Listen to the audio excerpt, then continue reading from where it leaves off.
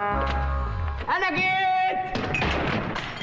يوم جديد كله حياة، شمس بتبتسم وناس وهوا، والعصافير بتغني في سماء غنوة عايزانا نكون سوا. مش ناقص غير القلب يدق، يسهر الليل يحب ويتحب. مش ناقص غير القلب يدق، يسهر الليل يحب ويتحب، ويلاقي نصه التاني ويروح، يروح معاه ويملى الحياة. السلام عليكم، صباح الفل والجمال على عيونكم، صباح كل حاجة حلوة في الدنيا. عاملين ايه؟ وحشتوني. النهاردة جايين بروتين يوم جديد. يلا نبدأ روتيننا النهاردة بكل طاقة وتشجيع ان شاء الله. متشجعة ولا كسلانة؟ طبعا عايزاكي متشجعة، مش عاوزاكي كسلانة ابدا. تعالي نبدأ روتيننا النهاردة بالفطار. هنعمل مع بعض فطار صحي حلو جدا ينفع في الدايت، وعايزة اقولك مشبع جدا جدا جدا. نبدأ روتيننا النهاردة ونقول بسم الله ونصلي على الرسول. اللهم صل وسلم وبارك على سيدنا محمد وعلى آل سيدنا محمد. في الغالب عايزين أكلات تكون حلوة في الدايت. اعملي لنا كل يوم حاجة للدايت. بصوا أنا مش يوميا بعمل كده بصراحة، لكن لما بلاقي حاجة حلوة كده ومدياني باور حلو كده اللي أنا أفطر بقى ويبقى الأكل طعمه حلو وأصوره معاكم. تعالي نبدأ النهاردة بفطار سهل جدا جدا. جبت بيضة واحدة بس، كسرتها كده وحطيت عليها ملح وفلفل اسود ورشة زعتر. جبت رغيف بلدي، حطيت فيه شريحتين رومي على شريحتين لانشون على واحدة فلفل كده متقطعة رفيع، وبعد كده قمت جاية حطاهم كده بحتة زبدة صغيرة على النار زي الحواوشي، يعني شبه الحواوشي بالظبط، لكن هو حواوشي بالبيض. بجد مشبع جدا وحلو قوي قوي قوي. هنا بقى سمعت كلام واحدة متابعة جميلة كده قالت لي اعمل لي النسكافيه باللبن البودرة، فجربته ما عملش اي فوم خالص زي ما انت شايفة كده خالص نهائي. ف مش عارفه انت بتعمليه ازاي، يا ريت توضحي اكتر. انا حطيت معلقه ونص من النسكافيه البلاك وحطيت عليه معلقتين لبن بودره، ضربتهم بمعلقه ميه كده، ما عملش اي فوم خالص. يعني لما بعمله كده من غير لبن بودره بيعمل فوم عالي جدا جدا جدا. فبصراحه مش عارفه، يعني هو ما طلعش اي فوم زي ما انت شايفه كده، وقلت خلاص يمكن انا عملت حاجه غلط، ممكن اللبن البودره ده كان يتحط في الاخر خالص، مش عارفه. فلو شايفاني دلوقتي قولي لي انت عملتيه ازاي. هفطر بقى كده واتوكل على الله، وبعد كده ادخل اشوف انا ورايا ايه. ورايا كل اللي انت شايفاه ده، شويه خضار كده محطوطين على الصينيه او على الترابيزه، عايزين بقى يتحطوا في الاماكن بتاعتهم، ونشوف بقى ايه الدنيا، يعني نشمر بقى وندخل على الشغل على طول يعني.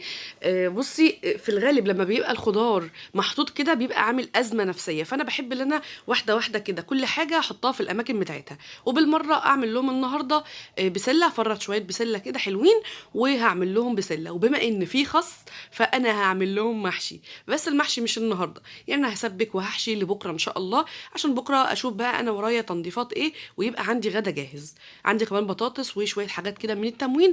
نبدا بقى على بركه الله كده ونشوف احنا روتيننا هيبدا ازاي. ده روتين يوم كامل، عايزه اقول لك من اول ما صحيت لحد متاخر خالص.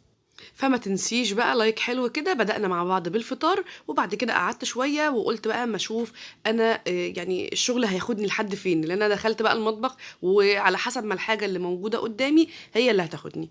اول حاجة هعملها هعين البطاطا في الدرج زي ما انت شايفة كده مع البطاطس، الاتنين بحطهم في درج واحد. طبعا البطاطا مع البطاطس الاتنين اكتر حاجات بتبقى فيهم طينة. فاعمل ايه؟ انا نضفت الدرج كويس جدا بفوطة مبلولة كده ومعصورة، وحطيت مفرش، لان بجد بجد بجد من غير مفرش الدرج بيتبهدل. ساعة بقى لما الحاجة تخلص هاخد المفرش كده هيلابيلة واقوم منفضة، واقوم مسحاه كويس جدا ومنشفاه، وحطاه تاني لما المع الدرج. هيبقى كده زي الفل وزي العسل. الدرجين اللي فوقهم واحد بتاع الاكياس وواحد بتاع ادوات المطبخ التقيله اللي عامله زحمه، لماهم كلهم كده في اول درج في التربو، والاخير بتاع البصل. جوزي بقى كان جايب لي بسله الكيلو ب15 جنيه، وجاب لي جزر كمان عشان افرز حبه كده اعمل لي النهارده طبخه، والباقي على الفريزر ينفعني بعد كده. وماما كانت بعتت لي تموين، جايبت لي بقى زيت تموين وزيت اللي هو الممتاز ده ريحته حلوه قوي في الكيكات، يعني زيت نظيف. وكمان جابت لي 2 كيلو من الدقيق، لان انا بعمل بقى معجنات والحاجات دي كلها، فطلبت منها في التموين دقيق بيبقى بجد حلو. والدقيق المره دي شكله نظيف كده، شكله ابن ناس، حتى مكتوب عليه دقيق للمخبوزات وللبيتزا. فطبعا الحاجات دي بتبقى حلوه كده. نعمل بقى معجنات كده شويه حلوين ونظبط العيال. سؤال لولبي دايما بيتسأل لي، بتفطري امتى، بتتغدي امتى، الصيام المتقطع ده كام وجبه، وصيام كام يوم، او قصدي كام وقت يعني من اليوم، والكلام ده كله. بصي بقى، صلي بينا على النبي الاول كده، اللهم صل وسلم وبارك على سيدنا محمد وعلى ال سيدنا محمد. بالنسبة للصيام المتقطع، أفضل وسيلة إنك تخسي بأمان، بتاكلي كل اللي انت عايزاه لكن بنظام، لكن بنقلل الكمية شوية، والواحد بقى بيبقى ايه شبعان طول اليوم. طيب أنا بعمل ايه؟ بصي بقى يا ستي، الصيام المتقطع ملوش علاقة انت بتصحي بدري أو متأخر، انت من ساعة ما بتصحي بتبدأي خلاص. فبتعملي ايه؟ أول حاجة بتعمليها مثلا نقول في المتوسط إن احنا بنصحى 12 الظهر. انا طبعا انا بصحى بدري، بصحى 8، غيري بيصحى 9، غيري بتصحى 10، غيري بيصحى الظهر. فنشوف بقى المتوسط، يعني انا هسهل لك الحكايه قوي. اول حاجه، انتي واحده صحيتي 12 الظهر، اول حاجه هتعمليها تشربي كوبايه ميه. حلو كده تمام. اول حاجه هتسهل لك الدنيا، هتخليكي تدخلي الحمام تفضي نفسك كده من السموم اللي فيكي، الكليه كده تنضف كده، والدنيا عندك ايه تتروق عليها. بصي بكلمك بالراحه خالص اهو، بالبلدي خالص، عشان ايه نبقى واصلين لدرجه حلوه جدا من الفهم، ونبقى ما عندناش لخبطه. اول حاجه هتشربي كوبايه ميه اول ما تصحي، بعدها بتصبري شويه كده، مش اللي هو بتدخلي على الفطار على طول، مثلا قولي ساعه، قولي ساعة. يعني مثلا بصحى 8، أنا بقوم أفطر ولادي وألبس ولادي وينزلوا 9 من البيت للحضانة. يا إما بكون حضرت فطار وفطرنا كلنا سوا الساعة 9، يا إما أول ما بينزلوا بعمل فطار لوحدي دايت. ممكن ابني كمان ياكل معايا لأن ما عادش في مدرسة، بمجرد ما احنا قاعدين في المدرسه هو بيشجعني ان انا اعمل حاجه حلوه يعني. مش بطاطس بقى محمره بقى ومقليات على الصبح، لا. حاولي ان انت تعملي حاجات صحيه، زي ما انا مثلا النهارده عملت عيش بلدي، بيضايه واحده ادي البروتين، حطيت فيه شريحه رومي ولانشون على اساس ان هي تديني برضو ايه حب كده ان انا اكل الحاجه، وابقى يعني منشكحه كده ان انا باكل حاجه بحبها. واحده فلفل اخضر كمان حطيتها في النص. ممكن بقى تزودي طماطم زيتون براحتك بقى، الخضار ده براحتك اللي انت عايزاه. كده انا خدت خضار، كده خدت بروتين، برضو خدت نشويات لكن بكميه قليله لان الرغيف كان صغير جدا. يعني الرغيف البلدي ده انا كف ايدي اكبر منه. المهم المهم فطرت بعد صحياني بساعة، أو بعد ما بشرب الكوباية المية، يا إما دافية أو كوباية مية دافية بعسل أبيض، أو كوباية مية دافية بعسل أبيض وليمون، أو كوباية مية عادية من الحنفية. يعني بصي اللي انت عايزة، المهم المية دي مهمة جدا. تاني حاجة، انت ليكي صيام كام ساعة في اليوم وأكل كام ساعة في اليوم. أنا ماشية بمبدأ 16 ساعة صيام على 8 ساعات بكون انا صاحيه فيهم وباكل فيهم وجبتين.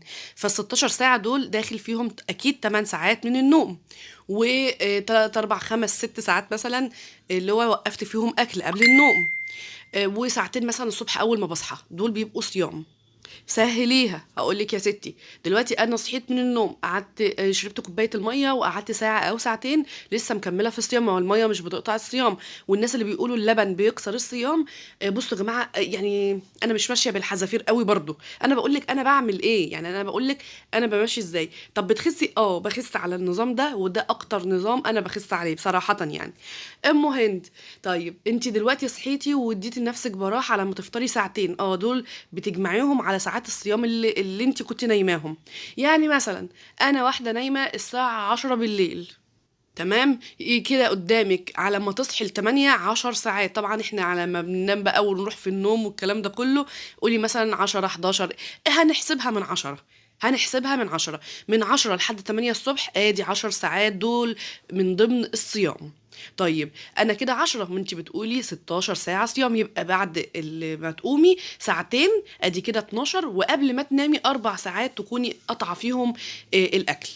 بمعنى برضو يعني بصي بالراحه خالص اهو، انا واحده دلوقتي فطرت الساعه مثلا 10 الصبح او 9 الصبح، خليها 10 الصبح، فطرت الساعه 10 الصبح تمام.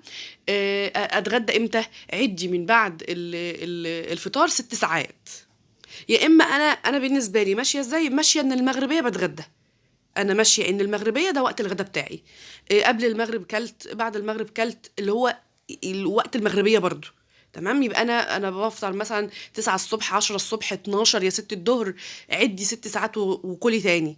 طبعا ده 6 ساعات ده هجوع فيهم والكلام ده كله، ممكن 4 ساعات وتاكلي تاني. الوجبه بتاعتك مش هتحس بيها اصلا، ممكن تاخدي سناك وقدامك سناكات كتيره جدا جدا جدا، جزرايه، طماطميه، خياريه، بص اي حاجه من الخضار واي مشروب قدامك هتاخديه عادي، اي مشروب حارق طبعا او اي مشروب صحي، مش مشروبات غازيه مثلا او الكلام ده كله. فانا بالنسبه لي بعمل ايه، انا لو انا صاحيه الساعه 12 الظهر بستنى ساعه او ساعتين اشرب فيهم ميه واخلص جسمي كده من السموم، وبعد كده ببدا بفطر فطار حاجه بالشوفان، حاجه بعيش بلدي، حاجه كده تديني ايحاء ان انا مش عامله دايت يا جماعه، انا باكل اهو.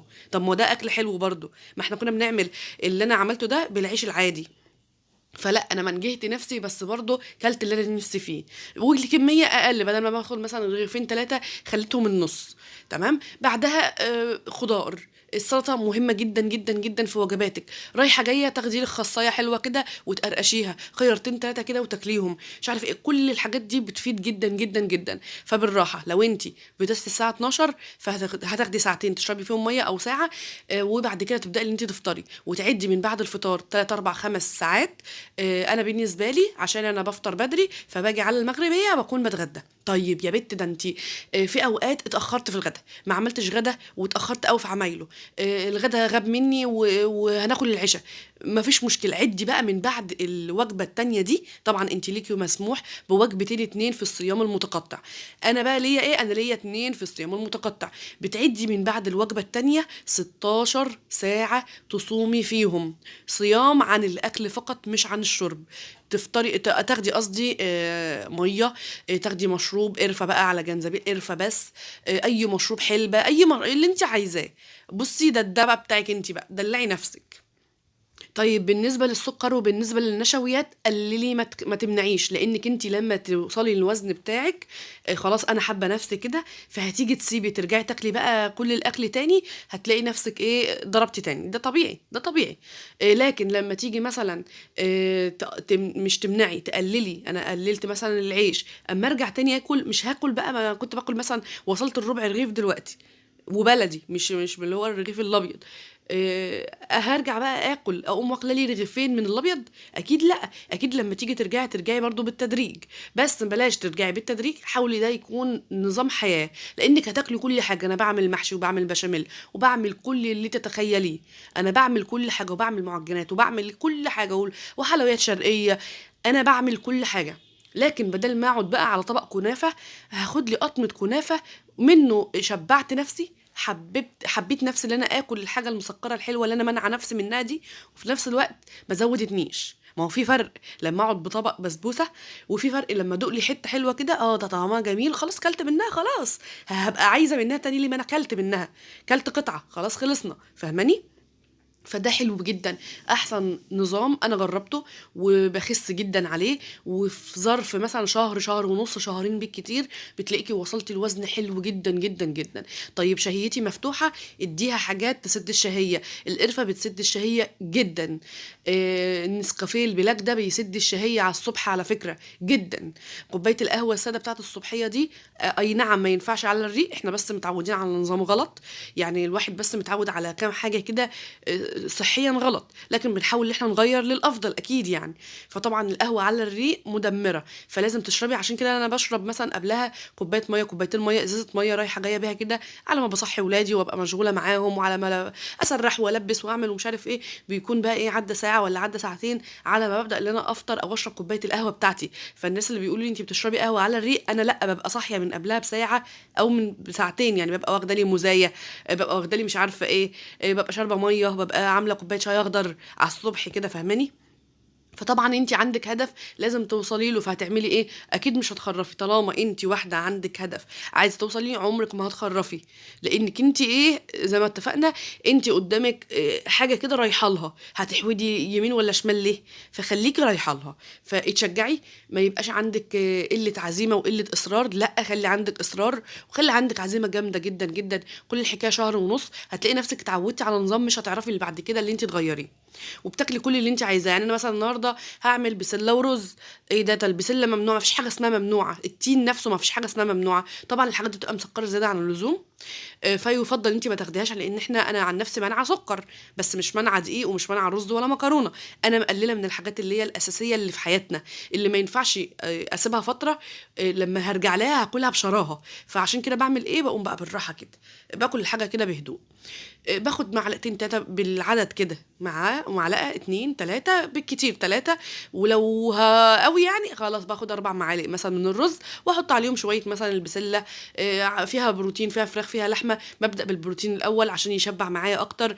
الفطار في الغالب بيبقى بيض، بنوع فيه، بعمله زي الحواوشي زي ما عملت النهاردة، بعمله بالشوفان كده شبه الكريب، بعمله مع خضار كده ومتشوح كده براحتي اللي انا عايزاه، بعمله مسلوق وساعات باكله كده من غير اي نشويات. لو بقى اليوم ده فيه الغدا فيه نشويات، دايما اقول لكم ايه، النهارده في محشي مثلا، وانا مش عايزه ان انا افتري قوي، فاقوم عامله ايه واكله الصبح مثلا بيض مسلوق يكون من غير عيش، عشان اعوض ان في مثلا نشويات اخر النهار، ما يبقاش الصبح نشويات وبالليل نشويات، لا انا عايزه الدنيا ايه تبقى مظبوطه. تمام، انا يا بنتي اتغديت دلوقتي وكله متفل 14، جعانه، اعمل ايه؟ قومي اشربي اي حاجه تسد معاكي، قومي اشربي اي حاجه تتخيليها براحتك خالص بقى، ده تنويع بقى وبراحتك انت بقى. تمام. قرفه، قرفه على جنزبيل، مشروبات بتبقى متوفره باكيتات اصلا، انت ممكن تجيبي كام باكو كده، يعني مش هتكلفي كتير، بس ممكن كل ما تنزلي تجيبي حاجه ب 15 جنيه، ب20، ب10 جنيه، ب9 جنيه. كل ما تنزلي مثلا عند كازيون هتلاقي يعني الحاجات دي متوفره. كازيون، في فتح الله، في اي حته، في صيدليه كمان هتلاقي اليانسون، وهتلاقي النعناع، وهتلاقي شاي اخضر بالياسمين، لا شاي اخضر بالنعناع، شاي اخضر ساده، بص براحتك خالص خالص خالص. فدايما يتقال لنا ايه؟ الشاي اخضر هيعمل ايه وانتي ضاربه محشي؟ هيعمل، بس لو انا مقلله، انا كلت محشي، مليت طبق حطيت فيه ورك الفرخه بتاعي، او منابي مثلا من اللحمه او الفراخ او الكلام ده كله، وبدأت بيه، وقعدت بقى اكل لي كام واحده محشي كده، لقيت نفسي اصلا شبعت. فخلاص شبعتي، جالك اول احساس من الشبع، سيبيه، سيبي الحاجه وقومي خلاص. تمام. تيجي تشربي شاي اخضر، ما هو انت اصلا ما اكلتيش كتير فهيحرق، شاي اخضر بيحرق القديم، ما بيحرقش الجديد، خدي بالك. فطبعا في ناس تقول لك انا تقلت النهارده، فبدل ما اكل لي، اما اخد لي قصدي واحده شاي اخضر كده تحرق. الشاي الاخضر يعني هينشغل بالجديد ولا بالقديم؟ طبعا لو انا واكله قليل يبقى ايه، هيحرق لي الدهون القديمه، ما انا مش واخده له دهون اهو. انما لو انا واكله كتير، هيقعد بقى يعمل لي في الجديد، انا ما استفدتش. تمام. المهم طبعا احنا بقى قعدنا فصصنا بسله كده في البلكونه على رواقه، ودخلت بقى بعد كده غسلت طبقين عندي كده، وغسلت البسله، وقلت اما احطهم طلعوا عندي في كيستين حلوين.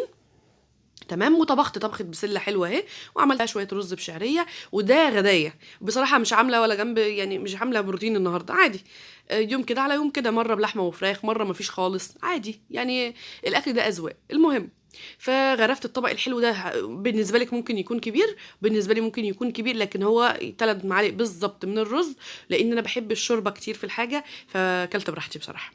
المهم خلاص خلصت، وكله متفل 14، واتغديت انا والولاد، وغرفت لهم، واكلت انا كمان، وكله تمام. نبدا بقى صيام. انا النهارده خلاص اتغديت مثلا الساعه 5، هبدا اللي انا اعد من بعد الساعه 5 صيام، اعد 16 ساعه لحد ما اصحى تاني يوم، واشوف انا كملت 16 ساعه ولا كملت كام ساعه. طيب في ناس بتصوم 18 ساعه، ده في ناس كمان بتصوم 20 ساعه، وبيبقى متاح ان هم ياكلوا في 4 ساعات. طبعا اليوم 24 ساعة، فانت عندك 4 ساعات تاكلي فيهم وجبة الفطار ووجبة الغداء، وتمنعي وتبقى بقى 20 ساعة. ده طبعا بالتدريج، عمرك ما هتبدأي في الصيام المتقطع ب20 ساعة، ابدأي ب16، 8 أكل فيهم طبعًا الوجبتين وال16 ساعة من ضمنهم 8 أو 10 ساعات نوم، فمش هتحسّي إن أنتِ غِبتِ يعني. وطبعًا قدّامِك مشروبات يعني وتشربي مَيّة وتعملي كل حاجة، مش هتبقي عطشانة ولا الكلام ده كلّه. المَيّة بتسِد على فكرة جامد وقت الصبحية، وبعدها تشربي كوباية نسكافيه والّا كوباية قهوة والّا أي حاجة، طبعًا مش نسكافيه بقى اللي هو فيه حاجات بودرة والكلام ده لأ، حاولي إن أنتِ تجيبي اللي هو النسكافيه البلاك. الباكو دلوقتي الصغنّن كده عامل جنيه ونُص، فجيبي لِك 10 بكاوي والّا حاجة يكونوا عندِك، يا إما تجيبي علبة على بعضها، طبعًا بتبقى غالية، لكن لو حسبتيها هتلاقيها هي. المهم بتعملي إيه يا دودو؟ أنا العيال عايزين محشي، وأنا بصراحة الخَص بيناديني، يعني هو بيقول لي أنتِ سايباني ليه؟ فقُمت جاية مقشّرة بقى كل الخَص اللي عندي أو منضّفاهم كده وشِلت كل الورق. عمومًا أحلى نوع من أنواع المحشي الأنواع كلّها. بُصّي، أنا باكل محشي وباكل كل اللي أنا اللي أنتِ متخيلاه واللي أنا عايزاه، وباكل بشاميل وكل حاجة، بدال ما باكل بقى طبق أو حلة مثلًا محشي قد كده، باخد على القد، يعني باخد على قد أنا، وبيبقى عندي إرادة إن أنا ما آكلش كتير. طبعًا هنا أنا باسبِّك، بصل على توم على اللهم صل على النبي وحبيبنا فيه، على فلفل ألوان، على فلفل حار، على فلفل أخضر، ضربت كلّه في الكبة ونزلت بحبّة كده من الزيت، حبّة حلوين يعني، ومعلقة سمنة حلوة محترمة كده، شوّحت كل البصل ده لحد ما دِبِل معايا، وبعد كده أحُط عليه الصلصة، صلصة جاهزة على شوية من الصلصة اللي إحنا عاملينها في البيت. وخلاص هاسيبها بقى تتقل معايا على أمّا أروح أنضّف الرز، أو غسلت الرز معاك وأنضّف الخضرة وأضبّطها وأقوم بقى إيه قاعدة في الرواقة كده. طيب أنتِ بتعملي محشي إيه؟ أحلى نوع والله العظيم باحبه، أنا أي ورق أخضر باعشقه. يمكن الكرنب ما ليش فيه قد كده، بس طبعًا باعمله وباكل منه، بس مش يعني أنا بابقى مستلذذة كده بالورق الأخضر، ورق لفت، ورق خَص، ورق عنب، أي ورق أخضر خلقه ربنا باحبه جدًا، جدًا في المحشي. طبعًا أنا مش هاعمله النهارده، أنا هاسبِّك وبصراحة أنا قُلت لكم، أنا قُلت لنفسي يعني سبِّكي والصبح احشي، لكن قُلت لأ، ده أنا ورايا بُكرة بلكونات، وورايا بُكرة أوضة العيال عايزة تتروّق وتتنضّف، فما تنشغليش بالأكل والشرب. فهاعمل إيه، أنا أول حاجة عملتها سبِّكت، وبعد كده قُلت يا بت يالّا اعملي الخلطة، وعيني الخلطة في التلاجة، لحد ما الشغل زي ما باقول لِك بيسحب كده، الشغل بيشدنا ناحيته، لحد ما قعدت أحشي، قُلت هاحشي لحد ما أوقّف، لحد ما أتعب يعني. المهم جِبت بقى بقية البصل بالفلفل بالتوم اللي مضروب في الكبة، خدت منه معلقتين 3 كده كبار حلوين، وحطيتهم في طبق كده، حاطة عليهم كل التوابل اللي أنا باحبها، ملح، فلفل أسود، شطة، كمون، بابريكا، سِنّة من القرفة، كزبرة ناشفة ده أساسي، حطيت زيت، حطيت معلقة كبيرة كده من السمنة البلدي بتدّي ريحة تحفة، وحطيت مكعبين من المرقة. عايزة مش عايزة براحتك استغني عنها ما فيش أي مشكلة، بس بصراحة باحب ريحة المرقة أوي، يا لهوي! بتبقى ريحتها حلوة أوي. ضربت كل المكونات الحلوة دي، هانزل عليهم بكيلو من الرز، غسلته وطبعًا اتصفيته كويس جدًا، وهاروح بقى أغسل 3 حِزم من الخضرة، شبت، على بقدونس، على كزبرة، وهاحطهم عليها كده مع قرن فلفل متخرط صغير خالص كده، بيدّي ريحة حلوة جدًا للمحشي، والمحشي بيحب الحراق، اعمليه حراق حتى يحرق معاكِ يعني. الحاجات على فكرة في حاجات حارقة كده، والحاجات الحراقة بتحرق في الجسم والله العظيم، بتحرق دهون، أنا متخيلة كده. المهم قلّبت كلّه في بعضه، وبعد كده طبعًا لازم أقلّب بإيديّا كده عشان أحس الرُزاية كده، اتغلّفت بالمادة الدهنية، اتغلّفت بالبصل، اتغلّفت بكل حاجة كده إحنا حطيناها، وفي الآخر هاحط بقى قرن فلفل أخضر كده حار بارد، وبعد كده هاقوم حاطة الخضرة بتاعتي. في الغالب تكتّري الخضرة، أنا ما كانش عندي غير دول، بس أنا باحب بصراحة الخضرة كتير، كتير، كتير فيها. في ناس بقى باشوفهم بيشوّحوا الرز ده مع التسبيكة وبيحطّوا عليها الخضرة، ما هي الخضرة بتدبل، ما هي الميزة إن الخضرة تبقى هايشة كده عشان لمّا تيجي تحشي تبقى هايشة في قلب المحشاية فاهماني؟ فما تاخدش رز كتير، فتاخد خضرة أكتر.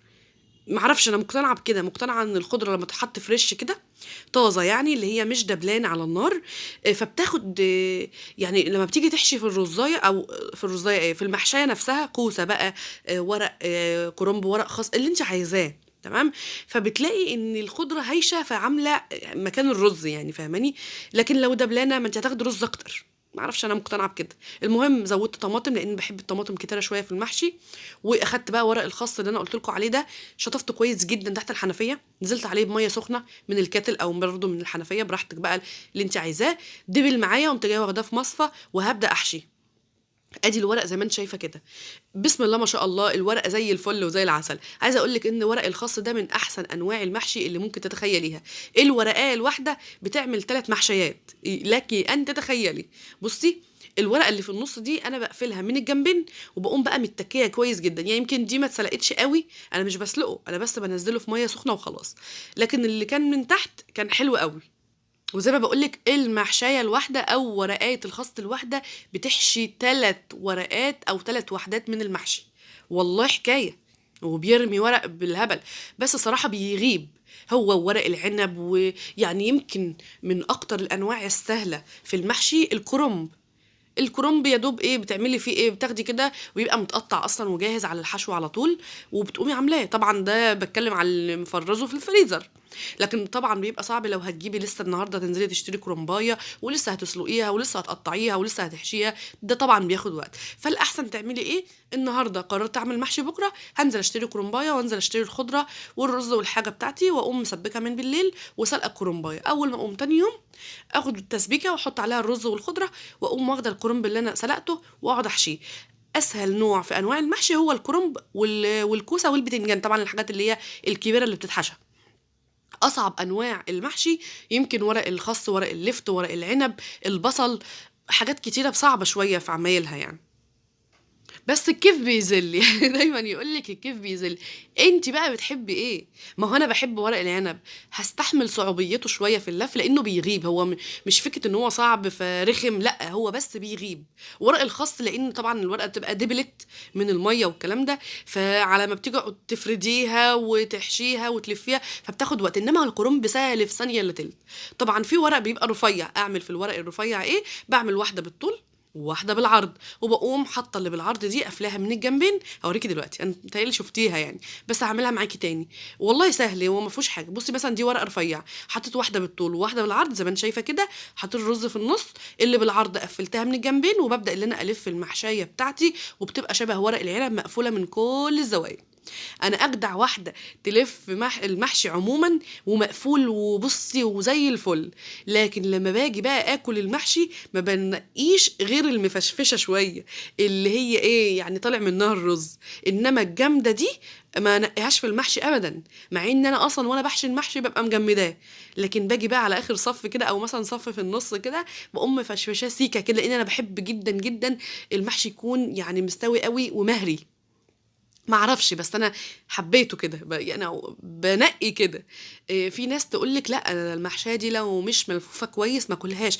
انا والله بنقي المحشيه اللي تكون يعني مش جامده في اللفه، فاهماني؟ يعني في المحشي كله اصلا انا بلفه جامد، لكن انا لما باجي اكل زي ما اتفقنا والله العظيم ببقى عايزه المحشيه الفكه، اللي هي ايه داخلها شوربه كتير يعني من الاخر. فطبعا الاكل ده اذواق. المهم من احسن الانواع بجد اللي انا بحبها هو المحشي ده. طيب هتاكلي منه، انا اتفقت معاكي ان احنا بناكل كل حاجه، هاكل طبعا منه، امال هسيبه؟ طبعا هاكل منه. لكن بدل ما هاكل بقى كميه رهيبه وبتاع، انا هاكل على قد ما انا يعني على قدي، مش هكتر. وانا باكل كمان مش عايزه ان انا اكل كتير عشان انا بعمل دايت. هو كل الحكايه ايه، رز وخضره وحاجات خضرة وجميلة يعني. لكن طبعا عشان الرز بيبقى كتير في المحشي فيقول لك لا ده غلط على الدايت، لانه كله نشويات، لانه كله رز. فحاولي تكتري الخضره. انا طبعا مش مكتره النهارده لان دي اللي عندي زي ما اتفقنا، لكن في الغالب بعمل برضو كتير على فكره يعني. المهم حشيت الحله الحلوه دي، وكان عندي كيسه كرنب كده في الفريزر، وقمت جايه عامله لي صفين كده حلوين على الوش وسايبه المكان ده.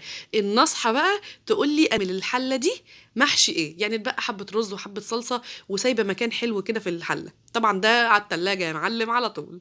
انا كده خلصت يومي تقريبا. احنا دلوقتي الساعه 9:30 بالليل، خلاص نيمت الولاد، شطبت كل المواعين اللي طلعت، وهعين المحشي ده في قلب التلاجة. وكده يومي النهارده يكون عدى معاكم زي الفل وزي العسل. ما تنسيش تحطي لي لايك حلو كده على الفيديو، وتقترحي عليا اعمل ايه في الحبه الباقيين دول. واشوفكم بخير ان شاء الله في فيديو جديد قريبا جدا. مع الف مليون سلامه، هتوحشوني.